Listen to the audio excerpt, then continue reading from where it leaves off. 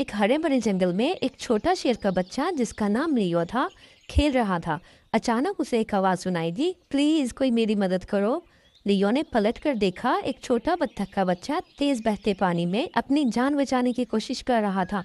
बगैर कुछ सोचे लियो ने पानी में छलांग लगा दी और अपनी पूरी ताकत के साथ तेज बहते पानी में नरमी से बत्तख के बच्चे को पकड़ लिया। वो दोनों वक्त पर किनारे तक पहुंच गए। बत्तख के बच्चे ने लियो का शुक्रिया अदा किया और खुशी से चहचहाने लगा। उस दिन के बाद वो दोनों बेहतरीन दोस्त बन गए। तो प्यारे बच्चों, मुश्किल का सामना करने के बाद ही जीत होती है। इसलिए आपने हमेशा दूसरों की मदद करनी है। और अब आप बताओ, नेक्स्ट आपको कौन सी स्टोरी देखनी है?